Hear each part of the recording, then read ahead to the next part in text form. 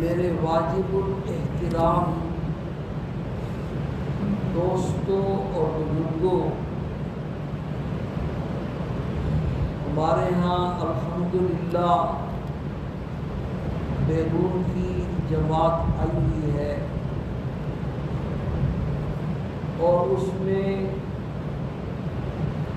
پاکستان کی بھی کچھ ساتھی ہیں 9 تقریباً، جس میں 4-5 علماء ہیں۔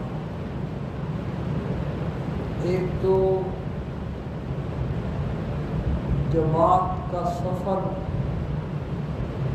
اور پھر بیرون والوں کا آنا اور پھر اس میں علماء کرام کی شمولیت، یہ نور علی نور ہے، بڑی مبارک جماعت ہے۔ اللہ پاک ان کا آنا ہمارے علاقے میں اس کو قبول فرمائے اور پورے علاقے کی جو فضا ہے بے دینی والی، اس کی تبدیلی کا اللہ پاک ان کو ذریعہ بنائے۔ انہوں نے ماشاءاللہ بڑی گشتیں کی ہیں، عمومی بھی گشت کی ہے، خصوصی بھی گشت کی ہے۔ اب یہ پتہ تو تب چلے گا جب یہ چلے جائیں گے سے کچھ اثرات بھی ہوئے یا نہیں۔ رمضان میں بڑا زور ہوتا ہے نمازیوں کا، اور فجر کی نماز میں 5-7 منٹ کی روزانہ بات ہوتی ہے، اور مقصود اس سے یہ ہوتا ہے کہ یہ جو رمضان میں پرندے آئے ہیں یہ شکار میں جال میں پھنس جائیں، لیکن جیسے ہی رمضان جاتا ہے تو پتہ چلتا ہے کہ ایک بھی نہیں پھنسا، سارا جال ہی خالی ہے۔ لیکن ہم پھر بھی مایوس نہیں ہیں، ہمارا کام ہے آواز لگانا، دعوت دینا، وما علینا الا البلاغ، منوانا، یہ اللہ کا کام۔ نوح علیہ السلام نے 950 سال محنت کی۔ دنیا میں آنے والے سب سے پہلے اولوالعزم پیغمبر جو تھے وہ نوح علیہ السلام، اور 950 سال ہماری محنت، ہم کیا کیا پکی اور کیا پکی کا شوربہ۔ نبی کی محنت جس کے دل پر براہ راست اللہ کی طرف سے وحی آتی ہے، اور جس کا رابطہ اللہ پاک سے براہ راست جڑا ہوا ہے، پتہ نہیں کتنی انہوں نے راتوں کو اٹھ اٹھ کر کے اپنی امت کے لیے دعائیں مانگی ہوں، اور پھر کیسی محنت۔ سورہ نوح میں فرمایا رب انی دعوت قومی لیلا و نہارا، اے اللہ میں نے رات کو بھی انہیں بلایا ہے اور دن کے وقت بھی تیری طرف ان کو بلایا ہے۔ فلم یزدہم دعائی الا فرارا، لیکن میرے بلانے پر کان دھرنے کے بجائے یہ بھاگتی ایسی۔ انی جہرت لہم و اسررت لہم اسرارا، اعلانیہ بھی کھلے عام پورے مجمع کو میں نے دعوت دی، اور ایک ایک کے پاس تنہائی میں جا کر کے بھی اس کو سمجھانے کی کوشش کی، لیکن 80 آدمیوں سے اوپر راوی نہیں جاتا۔ روایات میں اختلاف ہے، آخری جو روایت ہے وہ 80 کی۔ آپ اندازہ کریں کہ اگر 1 سال کی محنت سے ایک آدمی بھی ایمان لایا ہوتا تو 950 تو بنتے نا، 950 بھی بنے 80۔ اس لیے ہم مایوس نہیں ہیں، قیامت والے دن ایسے پیغمبر بھی آئیں گے جن کے ساتھ ایک بھی آدمی نہیں ہو۔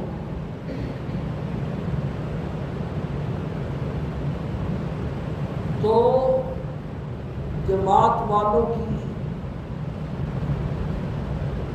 رعایت کرتے ہوئے میں کچھ پچھلے مضمون کا خلاصہ بیان کرتا ہوں۔ مضمون ہمارا شروع ہے گناہ چھڑانے کے نسخے، اور اس مضمون کی قدر اسی کو ہے جس کے دل میں دین کی وقت ہے، اور وہ سمجھتا ہے کہ گناہ میری دنیا اور آخرت کو برباد کرنے والا ہے۔ ایسے مسلمان جو صحیح معنوں میں گناہ چھوڑنا چاہتے ہیں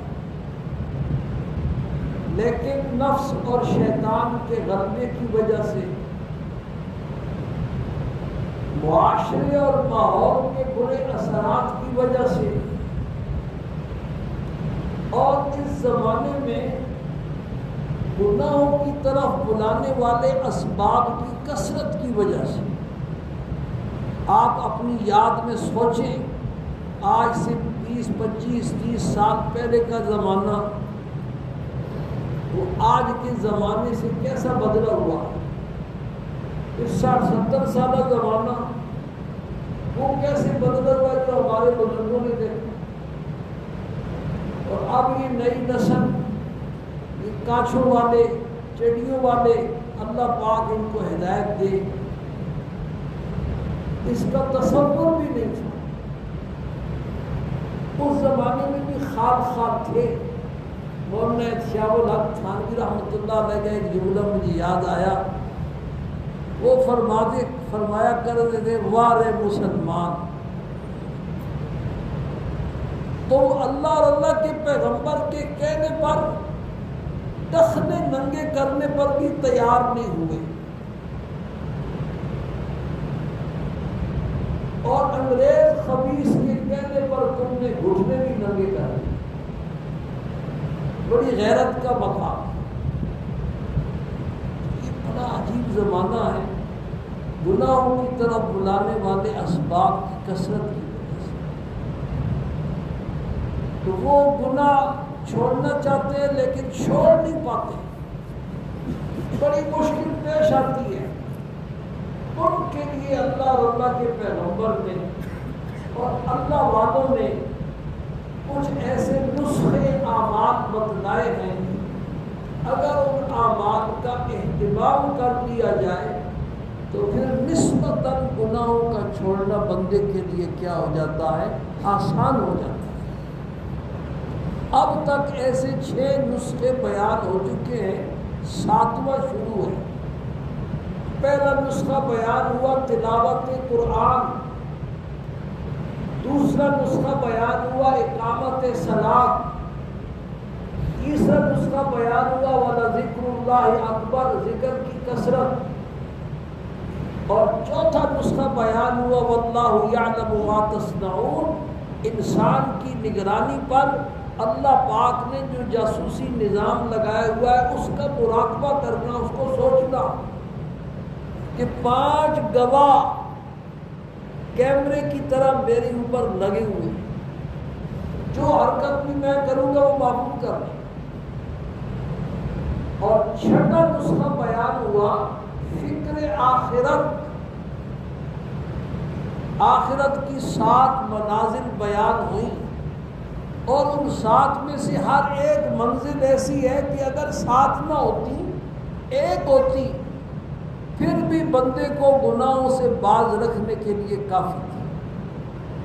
لیکن اللہ پاک کی شان یہ ہے کہ وہ 1 نہیں 7 منزلیں ہیں، ایک کو کراس کرے گا تو دوسری پکڑ لے گی، دوسری کو کراس کرے گا تو تیسری، تیسری کو کراس کرے گا تو چوتھی، چوتھی کو کراس کرے گا تو پانچویں، پانچویں کو کراس کرے گا تو چھٹی، چھٹی کو کراس کرنے کے بعد پھر جنت اور جہنم کا نمبر آئے گا۔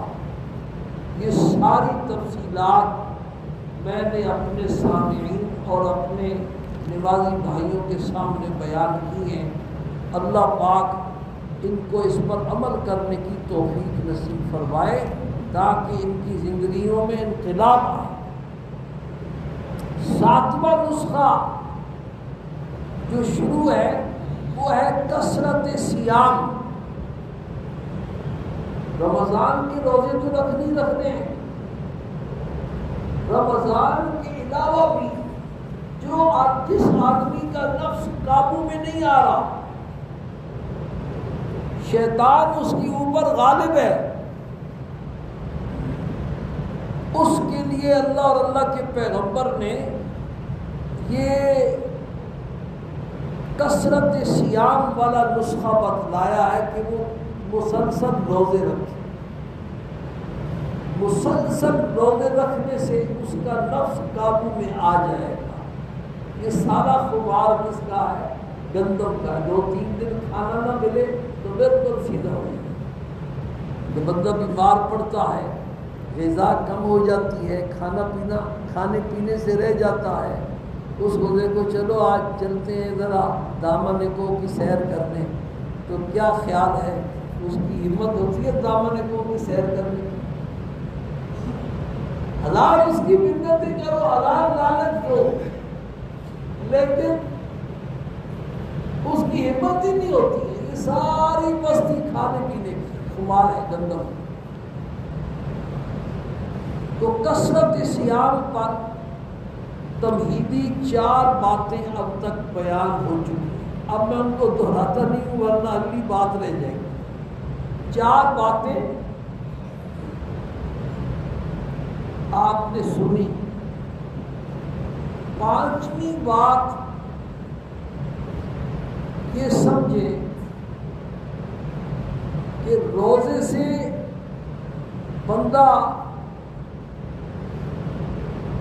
بندے کا نفس قابو میں آ تو جاتا ہے اور گناہ اس سے چھوٹ جاتے ہیں،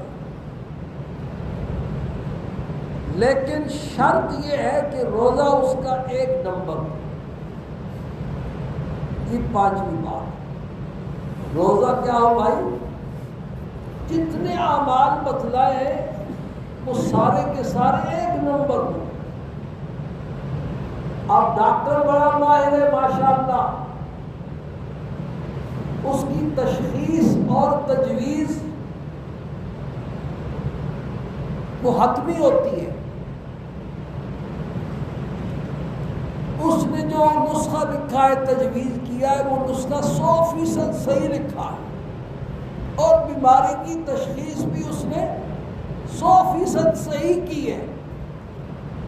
لیکن جس میڈیکل اسٹور سے یا جس پنساری سے دوائی لے کر کے آئے ہیں، اس نے فراڈ کیا ہے اور 2 نمبر دوائی دے دی ہے۔ اور آج کل تو میرے خیال میں بعض جگہ 4 نمبر تک بات پہنچی،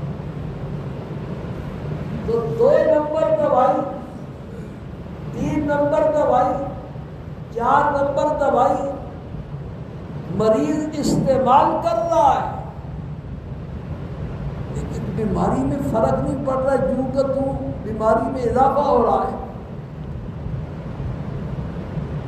مجھے خود ایک ڈاکٹر صاحب کے پاس میں گیا، بڑے اچھے ماہر ڈاکٹر تھے، انہوں نے خود مجھے دوائی لکھی دی اور کہا کہ یہ شاہین سے لینی ہے یا ڈی واٹسن سے لینی ہے، ورنہ دوسری دکانوں پر مہر یہی لگا کر کے یہ 2 نمبر دوائیاں بیچ دیں۔ یہ ڈاکٹر کی بات ہے۔ آج سے کئی سال پہلے مکہ مکرمہ سے ایک 100 ریال کی میں زعفران لایا، ایک بزرگ کی فرمائش پر۔ ایک ماہر حکیم میرا دوست تھا، اس کو میں نے آ کے چیک کرائی، تو اس نے کہا مفتی صاحب یہ 2 نمبر۔ اب مکہ مکرمہ، حرم پاک، اور 100 ریال اس وقت بڑی چیز تھی، اب تو 100 ریال کی ویلیو نہیں۔ تو بھائی اس طرح جسمانی دوائیاں 2 نمبر ہوں تو وہ کام نہیں کرتی ہیں، بلکہ بیماری کو اور کیا کرتی ہیں؟ بڑھاتی ہیں، ان کے اور نقصانات ہوتے ہیں۔ تو یہ روحانی جو نسخے ہیں نا، ان کے بارے میں بھی یہ سمجھ لو کہ یہ روحانی نسخے اگر 1 نمبر ہوں گے تو پھر یہ اپنا اثر دکھائیں گے، گناہ چھڑوائیں گے۔ اگر یہ روحانی نسخے 2 نمبر ہوئے یا 3 نمبر ہوئے، بعض کی نمازیں بھی 4 نمبر تک پہنچی ہوئی ہیں، تو یہ 4 نمبر کی نمازیں، یہ روحانی نسخے بھی پھر آپ کا اثر کیا کریں گے؟ قرآن کہتا ہے ان الصلاۃ تنہی عن الفحشاء والمنکر، پکی بات ہے، تاکیدی جملہ اتنا لایا ہے بیان کرنے والا کون ہے؟ اللہ پاک، جس کی سچی کتاب ہے، سچی کلام ہے، اور ہمارے دلوں میں بات بٹھانے کے لیے انا کے ساتھ جملے کو بیان فرمایا۔ پکی بات ہے کہ نماز بے حیائی اور برائی سے کیا کر دیتی ہے؟ روک دیتی ہے، اور ہم نماز پڑھ رہے ہیں اور بے حیائی میں اور اضافہ ہو رہا ہے۔ پہلے پورا لباس پہنتے تھے، اب کاچا پہننا شروع کر دیا ہے۔ پہلے ٹی وی دیکھتے تھے، اب ہر وقت جیب میں موبائل رکھ کر کے اس کا گندا مواد دیکھنا شروع کر دیا ہے۔ تو یہ بے حیائی جو ہے نا، اس کو روکا یا بے حیائی میں نماز بھی پڑھ رہا؟ کوئی ایسے نماز پڑھتے ہیں اور موبائل کا غلط استعمال بھی کرتے ہیں۔ تو بھائی یہ جو 7واں نسخہ شروع ہوا ہے نا، کثرت صیام، اس کی 5ویں بات یہ ذہن میں رکھو کہ روزہ 1 نمبر ہوگا، یعنی روزہ رکھنے کے بعد پھر اپنے نفس کی صبح سے لے کر کے شام تک پوری نگرانی کرنی ہوگی کہ گناہ نہ ہونے پائے، نگاہ غلط استعمال نہ ہونے پائے، کان غلط استعمال نہ ہونے پائے، زبان غلط استعمال نہ ہونے پائے، ہاتھ اور پاؤں غلط استعمال نہ ہونے پائیں، اور یہ دل اور دماغ کی جو سوچ ہے، یہ دل اور دماغ جو ہے یہ غلط استعمال نہ ہونے پائے۔ ایسی نگرانی کرنی ہے اپنے نفس کی صبح سے لے کر کے شام تک، تو پھر دیکھو کہ روزہ اثر کرتا یا نہیں، پھر روزے کا اثر دیکھو۔ سرکار دو عالم صلی اللہ علیہ وسلم کا ارشاد ہے، الصیام جنہ ما لم یخرقھا، روزہ اللہ کے عذاب سے بچانے والی ڈھال ہے، گناہوں سے بچانے والی ڈھال ہے، لیکن کب تک؟ جب تک اس ڈھال کو پھاڑ نہ ڈالے۔ ڈھال پھٹنے کی وجہ سے ہو گئی۔ صحابہ نے پوچھا، اللہ کے پیغمبر روزہ کس چیز سے پھٹ جاتا ہے؟ آپ صلی اللہ علیہ وسلم نے فرمایا جھوٹ اور غیبت سے پھٹ جاتا ہے۔ جھوٹ اور غیبت سے، اس وقت یہ ہمارے والے گناہ تو تھے ہی نہیں، یہ آپ ان کا تذکرہ فرماتے، یہ آپ نے مثال کے طور پر جو عام گناہ تھے ان کا ذکر فرماتے، ورنہ ہر گناہ سے روزہ کیا کرتا ہے؟ پھٹ جاتا ہے، اور پھر یہ ڈھال کام نہیں ہے۔ جیسے یہ اے سی ہے نا، اب آپ نے اے سیوں کا موسم آ رہا ہے، بعض مسجدوں میں تو چل پڑے، اے سی چلا دیے، اے سی سے کیا پیدا ہو رہی ہے؟ ٹھنڈک پیدا ہو رہی ہے، دروازے سارے کھول دیے، روشن دان سارے کھول دیے، کھڑکیاں ساری کھول دی، تو اے سی کی جو ٹھنڈک پیدا ہو رہی تھی وہ دروازوں کے راستے سے اور کھڑکیوں اور روشن دان کے راستے سے باہر چلی جائے گی، اور باہر کی گرمی انہی راستوں سے اندر آ جائے گی۔ تو اے سی کا جیسے یا گاڑی میں اے سی چلا دیا اور شیشے کھول دیے، اے سی کا جو فائدہ تھا وہ فائدہ نہیں ہوگا۔ نیک اعمال سے دل میں انوارات پیدا ہوتے ہیں، اللہ کا قرب نصیب ہوتا ہے، دل روشن ہوتا ہے، لیکن کب؟ جب آنکھوں والی کھڑکیاں بند ہوں، کانوں والی کھڑکیاں کیا ہوں؟ بند ہوں، زبان والی کھڑکی کیا ہو؟ بند ہو۔ یہ جتنی کھڑکیاں ہیں یہ ساری بند ہو، تو پھر قرآن کی تلاوت انوارات پیدا کرے گی، ذکر کی کثرت، تسبیحات کی کثرت انوارات پیدا کرے گی، نماز انوارات پیدا کرے گی، روزہ انوارات پیدا کرے گا۔ ان انوارات کی برکت سے بچنے کے لیے گناہوں سے بچنا کیا ہو جائے گا؟ آسان ہو جائے گا۔ ایک اعمال کا اہتمام ہے آنکھوں والی کھڑکیاں کھلی ہوئی ہیں، کانوں والی کھڑکیاں کیا ہے بھائی؟ کھلی ہوئی ہیں، زبان والی کھڑکی کھلی ہوئی ہے۔ تو اب ان نیک اعمال سے دل میں جو انوارات پیدا ہو رہے ہیں وہ ان کھڑکیوں سے باہر نکل رہے ہیں،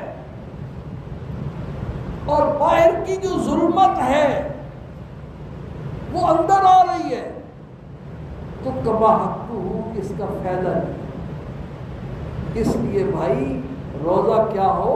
ایک سرکار دو عالم صلی اللہ علیہ وسلم کا ارشاد ہے کہ کتنی روزے دار ایسے ہیں جن کو روزہ رکھنے کے بعد سوائے بھوک اور پیاس کے کچھ بھی نہیں ملتا۔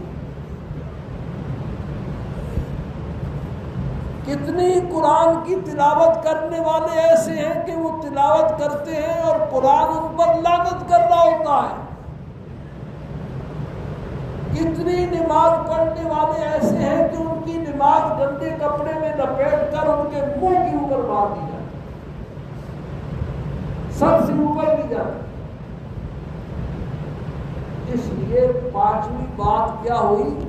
پانچویں بات کی ہوئی کہ روزہ تو رکھیں لیکن ایک نمبر اپنے نفس کی کیا کریں؟ نگرانی کریں، اور پھر دیکھیں روزے کے اثرات کیسے مرتب ہیں۔ اور چھٹی بات یہ سمجھے کہ کثرت سے روزے رکھنے کا یہ مطلب نہیں کہ روزانہ روزے رکھیں، آج بھی روزہ، کل بھی روزہ، پر اس کو بھی سمجھ لیں، اس سے آپ صلی اللہ علیہ وسلم نے منع فرمایا۔ دو واقعات حدیث میں آتے ہیں۔ ایک واقعہ تین آدمی ازواج مطہرات کے پاس آئے، پردے کی پابندی سے پہلے کا واقعہ ہے۔ ان سے آ کر کے آپ صلی اللہ علیہ وسلم کی عبادت کا حال کیا کہ باہر تو ہم دیکھتے ہیں، گھر میں آپ کیسی عبادت کرتے ہیں، رات کو عبادت کیسی کرتے ہیں۔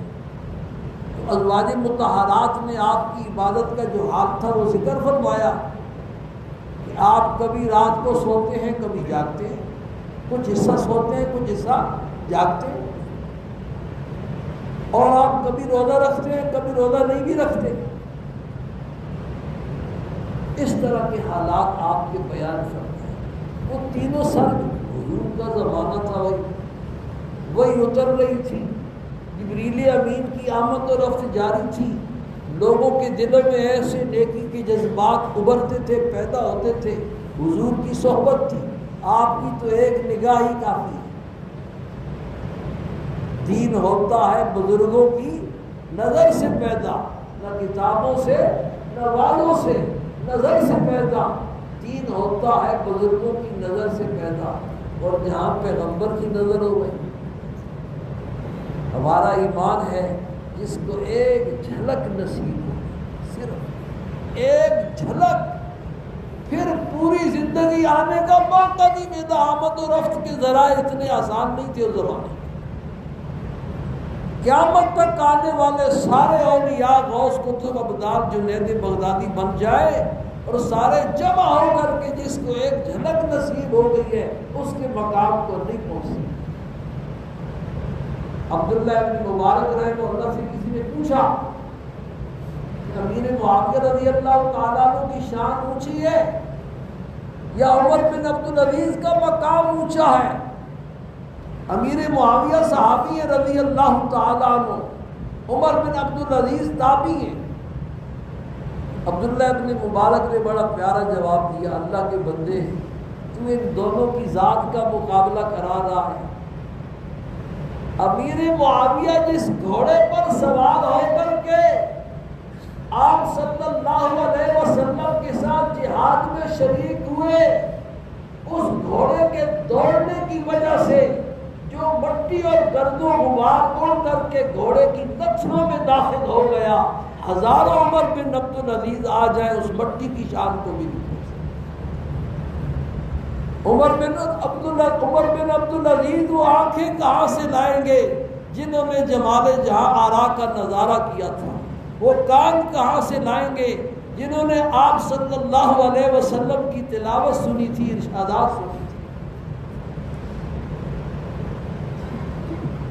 تو حضور کا زمانہ تھا، وہی آ رہی تھی، جبریل امین کی آمد و رفت جاری تھی، قرآن پاک اتر رہا تھا، لوگوں میں ایسے ایسے جذبات پیدا ہو، وہ آپس میں تینوں مل بیٹھے۔ حضور تو بڑی کم عبادت کرتے ہیں، اس لیے کہ آپ تو بخشے بخشائے ہوئے ہیں۔ ایک نے قسم اٹھا لی کہ میں کبھی شادی نہیں کروں، پکی توبہ آپ بھی کر لے، پکی توبہ۔ یہ جتنے بوڑھے بیٹھے ہوئے ہیں نا، ان سب سے پوچھیں، یہ سارے رو رہے ہیں، تو آپ بھی پھر پچھتائیں گے اور روئیں گے۔ ایک نے کہا میں شادی نہیں کروں گا،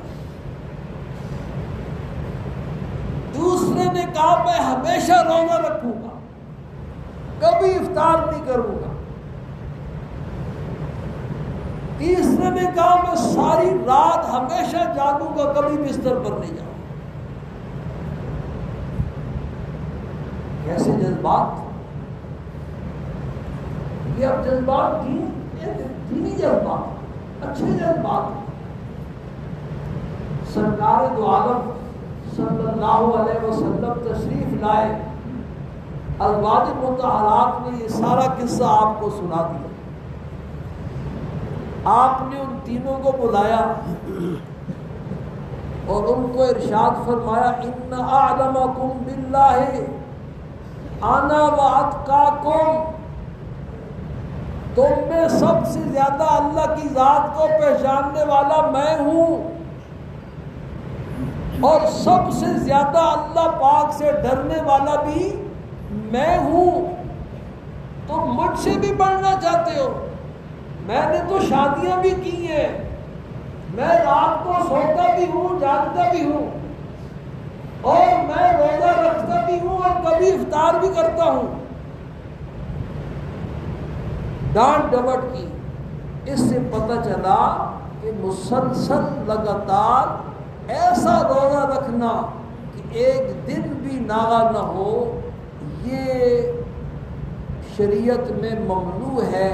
اس لیے کہ پھر روزانہ روزہ رکھا، ایک حدیث میں یہ بھی ارشاد فرمایا کہ جو روزانہ کا روزہ، یہ روزہ ہی نہیں، تو کھانے پینے کے اوقات بدل گئے، نفس اس کا عادی ہو گیا، سہری کو کھانے کا تو رات کو کھانے کا۔ یہ آپ بھی ہمارے کئی بھائی ایسے ہیں جو دن کو کھانا نہیں کھاتے، یہ روزہ نہیں۔ دوسرا واقعہ عبداللہ ابن عمر ابن العاص رضی اللہ تعالیٰ عنہ کا آتا ہے، ان کے بارے میں بھی آپ کو یہی اطلاع ملی کہ ساری رات جاگتے ہیں اور روزانہ روزہ رکھتے ہیں۔ آپ صلی اللہ علیہ وسلم نے انہیں بلا کر کے ارشاد فرمایا کہ مجھے یہ اطلاع ملی ہے۔ انہوں نے کہا بالکل صحیح اطلاع ملی، میں ساری رات جاگتا ہوں اور روزانہ روزہ رکھتا ہوں۔ آپ نے فرمایا اگر ایسا کرو گے نگاہ کمزور ہو جائے گی،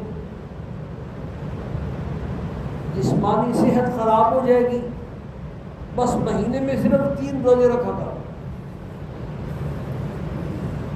اور نیکی 10 گنا کے برابر ہوتی ہے، پورے مہینے کے روزے کا ثواب مل جائے گا۔ انہوں نے عرض کی اللہ کے پیغمبر میں اس سے زیادہ کی قدرت رکھتا ہوں، آپ کچھ اور زیادہ ارشاد فرمائیں۔ آپ بڑھاتے گئے وہ پھر عرض کرتے رہے، آپ بڑھاتے رہے وہ پھر عرض کرتے رہے، آخر میں یہ طے ہوا۔ آپ نے فرمایا کہ اگر صبر نہیں کر سکتا تو پھر داؤد علیہ السلام والے روزے رکھو۔ انہوں نے عرض کی اللہ کے پیغمبر داؤد علیہ السلام والے روزے کیا تھے؟ آپ نے ارشاد فرمایا ایک دن روزہ رکھو اور ایک دن افطار کرو، پھر ایک دن روزہ رکھو اور ایک دن کیا کرو؟ افطار کرو۔ انہوں نے عرض کیا اللہ کے پیغمبر میں اس سے بھی زیادہ پر افضل پر قادر ہوں۔ آپ نے فرمایا لا افضل من ذالک، اس سے افضل کوئی صورت نہیں۔ تو کثرت کے ساتھ مسلسل روزے رکھنے ہیں، لیکن روزے ایسے رکھنے ہیں جیسے شریعت میں آیا۔ اعتدال کے ساتھ. پھر یہ روزے اور نفس کو کنٹرول کر کے رکھنے ہیں. انشاءاللہ یہ روزے گناہ چھڑانے کا سبب بنے، نیک اعمال کے اہتمام کا، نیک اعمال کے اوپر برانگیختہ کرنے کا سبب بنے گا. آخر میں بھائی اب روزوں کے اقسام کا بیان ہے، وہ انشاءاللہ پھر آئندہ جمعے سے شروع کریں گے. نفلی روزے اسی مضمون میں تاکہ سارے آ جائیں. اب آخر میں ایک اہم اعلان ہے بھائی، آج آپ کے قریب اسلام آباد